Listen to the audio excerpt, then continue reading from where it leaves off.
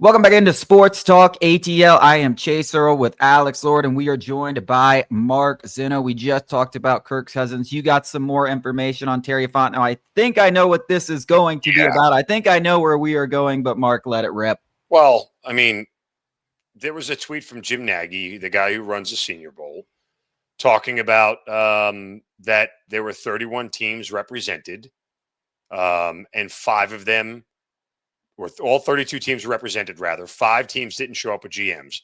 I think it was they named the Raiders, the Jets, and somebody else. There was a 5th team, and it obviously was the Bills and the Chiefs because they were in the Super Bowl. But notoriously left out was Atlanta as the 32nd team because Terry Fontenot was not at the Senior Bowl, and I verified it with the organization. Now, they had representation there at the Senior Bowl, but this now makes 2 years in a row that the GM of the Falcons was not present at one of the most important pre-draft events out there. Not for first rounders, not for guys going in the top 10 of the draft, not for surefire can't-miss guys. Senior Bowl is full of 2nd, 3rd, 4th, 5th round guys that are trying to make their way and make their name to see them and evaluate them against similar talent, right? He's not there. This is an organization that has rabbit ears beyond reach, like that could reach the moon. And they're so concerned with optics. And yet, the GM, who's missed the playoffs 4 years in a row, whose job is on the line, felt like it was more important to be somewhere else other than the Senior Bowl.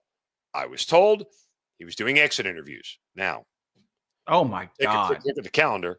Let's see. Senior Bowl was last week between Super Bowl and conference championship weekend, playoff weekend, wild card weekend. That's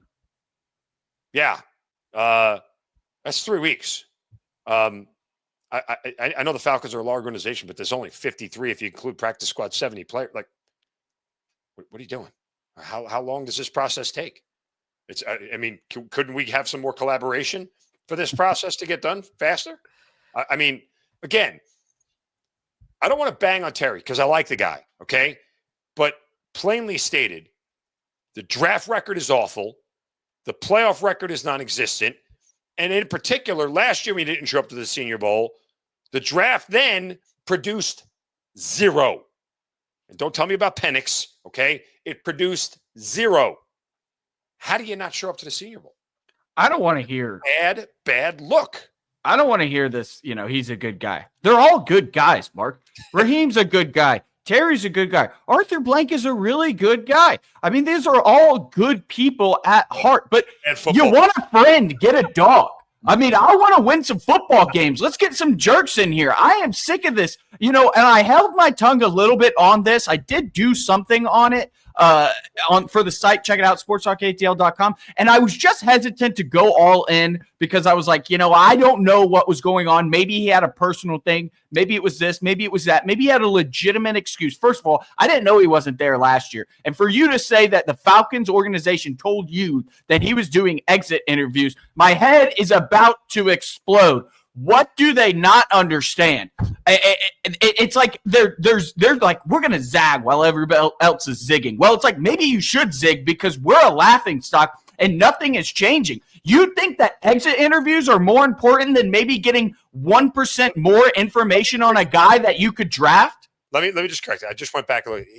I was told roster meetings, whatever that is. Unless there is zero excuse other than personal reasons. I want to actually get the words out for clerical purposes.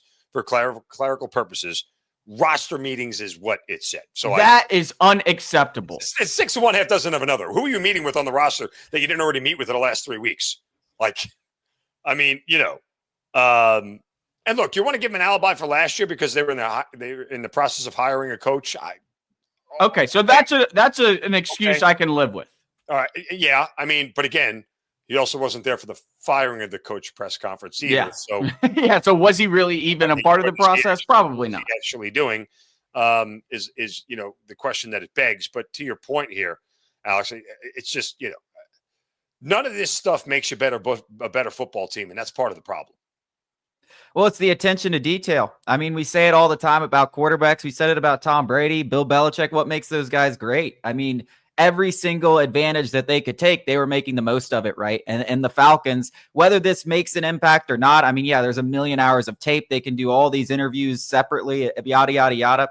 But maybe you go there and you find out something that you wouldn't have found out, and that makes the difference between drafting a guy or not drafting a guy, or picking up a guy that you really like that you didn't know. You watched him lead, you watched him hustle, you watched him make whatever it is, right? There's a chance out there that they could have learned something at the Senior Bowl, and you're not making those efforts at the attention to detail. And when you talk about football in a game in the NFL where everything's decided by 1% and this or that. The reason why the Patriots were so good was because they were so situationally great. The reason why the Chiefs are so great is because they're situationally great. Time and time again, when something pops up, they're prepared for it. And that is in the details. And how about, maybe getting some face-to-face with the other 26 GMs about, I don't know, a Kirk Cousins trade? That's a pretty big deal. That's a pretty big domino this offseason. Not only are we looking for drafting guys, which you have not been able to do, you still got to unload this veteran. Maybe looking somebody in the eyes could help in those negotiations. I don't know. Especially when you got a great smile like Terry, man. Yeah, maybe he could do some convincing. Yeah. Like,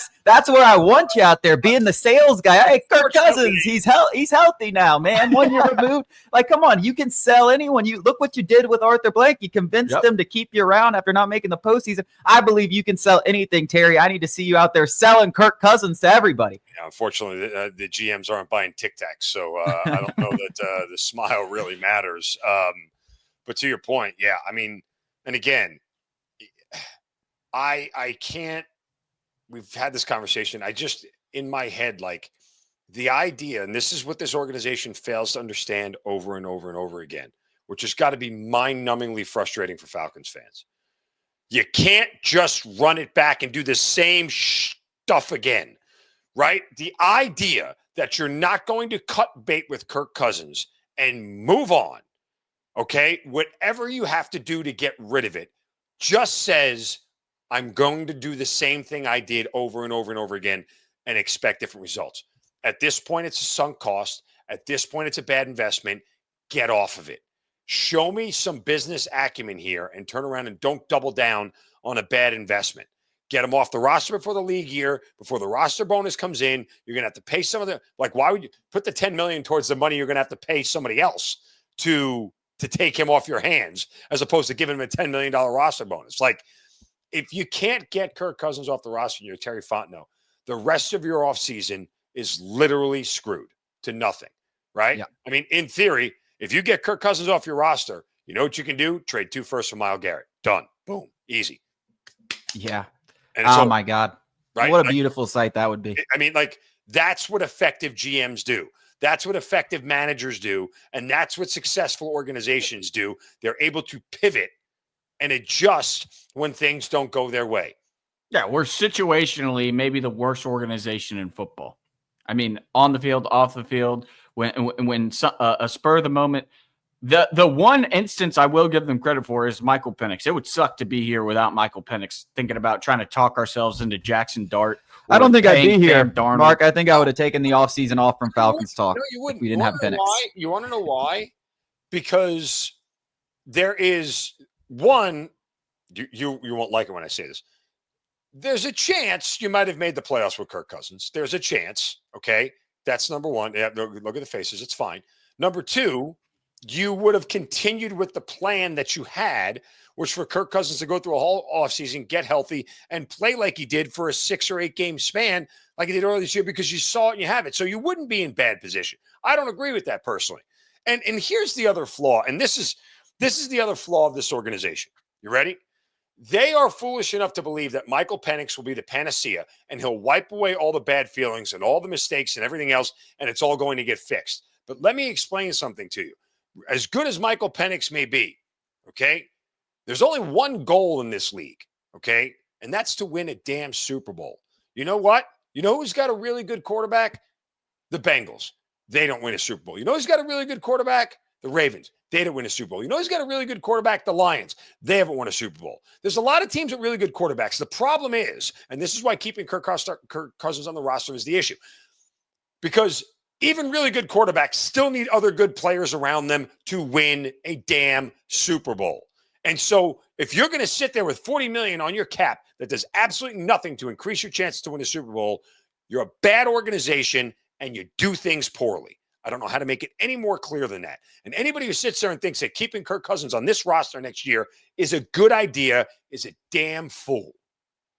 Yeah, I'm of the opinion that we're not going to win a Super Bowl with or without him. So it doesn't really matter. It would be funny to stick it to him like, hey, you want to jab at us? I'll jab back. It might be nice to, and while you are making total sense, I'm coming from a place of let's not make any sense at all because we're not going to win a Super Bowl either way. Screw you, Kirk. Your career is over. Sit back and relax. Absolute total pettiness. I feel like it could get out of control if they too try to play chicken. The amount of PR going back and forth between these sides. Let's see it. Let's go to break. Mark, I want to get switch gears if you can stay on for one more second. Some Super Bowl predictions for the big game this Sunday.